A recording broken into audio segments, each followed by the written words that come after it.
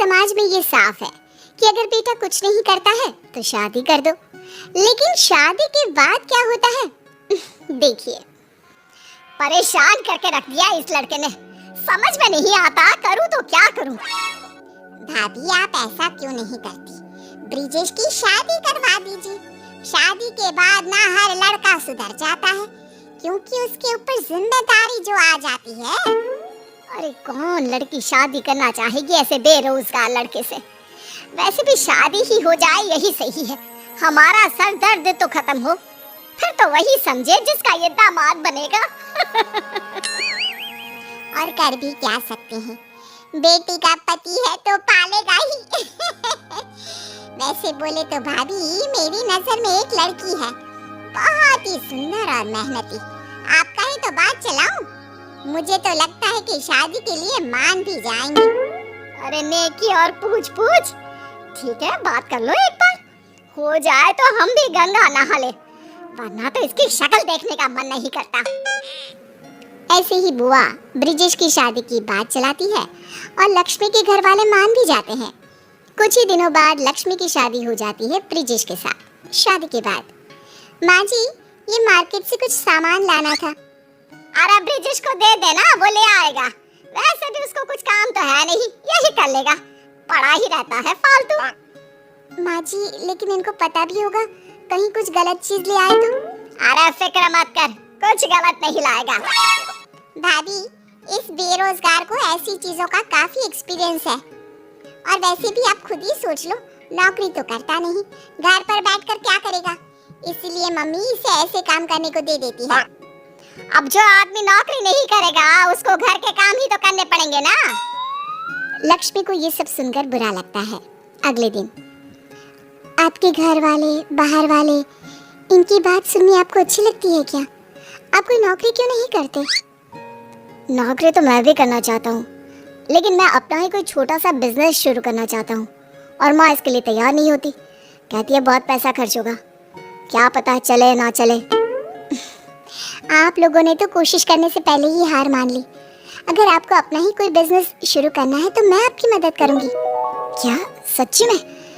लेकिन कैसे? देखिए आपको पैसों की जरूरत है ना, आप कुछ पैसे माँ जी से मांगी, कुछ पैसों का इंतजाम मैं करती हूँ। शाम को ब्रिजेश अपनी माँ से पैसों की बात करने के लिए जाता है। ब्रिजेश की माँ पड़ोस की औरतों से बात कर रही होती है। माँ आपसे कुछ बात करनी थी। हाँ तो बोल ना, यहाँ कौन सा कोई पराया बैठा है, सब अपने ही तो है, बोल क्या बात है? बोलिए ना, आप चुप क्यों खड़े हैं? अब माँ मैंने अपना एक बिजनेस शुरू करने का सोचा है, लेकिन क्या? माँ जी उसके लिए थोड़े पैसे लगेंगे, अगर आपके पास है तो। मेरे पास नहीं है कोई पैसे वैसे, लगता है इसका अभी तक बिजनेस का भूत उतरा नहीं। तुम्हारे ऊपर पैसे लगाने से अच्छा है कि मैं पैसों को आग लगा दूं। अरे नौकरी कर जाकर। लगता है ब्रिजेश ने काम करने का मन बना लिया है। मैं तो कहती हूँ जो बोल रहा है करने दो, कहीं बाद में मन बदल गया तो। अरे कुछ नहीं, ये बस पैसे खर्च करवाएगा, बिजनेस करना इसके बस की बात नहीं, उसके लिए दिमाग चाहिए। बोल तो तुम सही रही हो, बिजनेस करना हर किसी के बस की बात नहीं, और वैसे भी कौन जाने बिजनेस चले भी या नहीं। अरे कैसी बीवी है जो पति को नौकरी के लिए भी नहीं बोल सकती। बहू तो अंदर जा और बाकी का काम कर। रात को तुमने देखा ना, तभी माँ से मैं इस बारे में कोई बात नहीं करता था। तुमने देखा उन्होंने कैसे एकदम से मना कर दिया, उन्होंने इसके बारे में एक बार सोचा तक नहीं, बस सबके सामने मेरा अपमान कर दिया।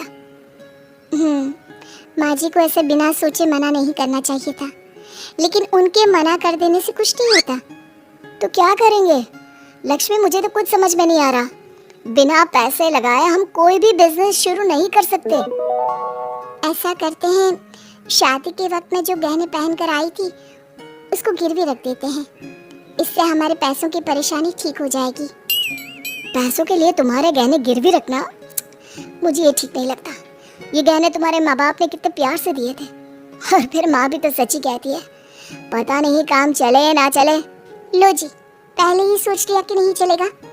मुझे तो लगता है कि आप मुझे इससे 2 गुने गहने बनवा कर देंगे ना? जरूर, तुम्हें विश्वास है तो जरूर काम चलेगा, लेकिन अगर नहीं चला तो? अरे तब की तब देख लेंगे। अब ये करते हैं कि काम के लिए तैयारी शुरू कर देते हैं। कुछ महीनों बाद ब्रिजेश का कंप्यूटर कोचिंग सेंटर बनकर तैयार हो जाता है। तुम दोनों ने इसमें पैसे लगाकर बना तो दिया, लेकिन ये चलेगा नहीं चलेगा इसका भी कुछ पता है।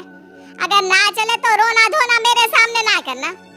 बहू तू तो समझदार थी, ऐसा काम करेगी मैंने सोचा नहीं था।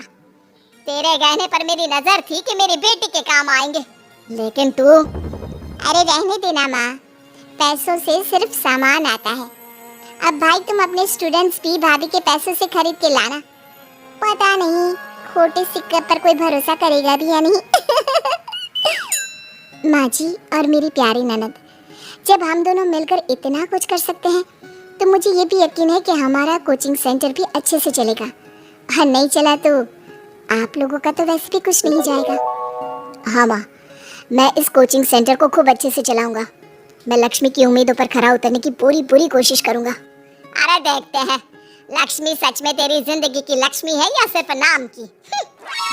इतने में आस पड़ोस की कुछ औरतें आती हैं। बधाई हो ब्रिजेश की माँ, आपके बेटे ने कोचिंग सेंटर खोल दिया। इस सेंटर को देख मेरा बेटा भी यहाँ आने की जिद कर रहा है। कहता है मुझे भी कंप्यूटर सीखना है। अब कोचिंग यहाँ खुलने से मैं निश्चिंत हूँ, उसे कंप्यूटर सीखने कहीं दूर नहीं जाना होगा। और ये तो बहुत अच्छा है, खुलने से पहले ही बच्चे आना शुरू हो गए। छोटू से कहना अपने साथ अपने दोस्तों को भी ले आए। हाँ हाँ क्यों नहीं, उसने अपने दोस्तों को भी बता रखा है। तो आप छोटू को परसों से भेज देना, परसों से कोचिंग सेंटर खुल जाएगा। 1 महीने बाद। माँ देखो, मैं अपनी पहली कमाई से आपके लिए ये साड़ी लाया हूँ, और ये तुम्हारे लिए लक्ष्मी। और वो कहाँ है? इसका सामान मैं उसके कमरे में रख कर आता हूँ। माँ जी देखिए, आज ये कितने खुश लग रहे हैं। इतना खुश आज से पहले मैंने उन्हें कभी नहीं देखा। हाँ, नया नया शौक है। खुश क्या दिखेगा जब सारा दिन सोता रहता था। पता नहीं तेरे बाप ने क्या देखा, पर हमें क्या। मेरे पापा ने इनकी डिग्री और ये देखा कि इन्होंने पढ़ाई के लिए कभी आप लोगों से पैसे नहीं लिए। देश के सबसे अच्छे कॉलेज से स्कॉलरशिप से पढ़ाई की। माँ जी ये नौकरी नहीं करना चाहते थे, ये तो आप भी जानती थी। शादी से पहले ही मुझे इन्होंने सब कुछ बता दिया था और मुझे इन पर विश्वास था। हाँ माँ, लक्ष्मी के विश्वास ने ही मुझे फिर से खड़ा किया, वरना मैं तो कुछ नहीं था। मैं तो कहता हूँ कि बीवी हो तो लक्ष्मी जैसी।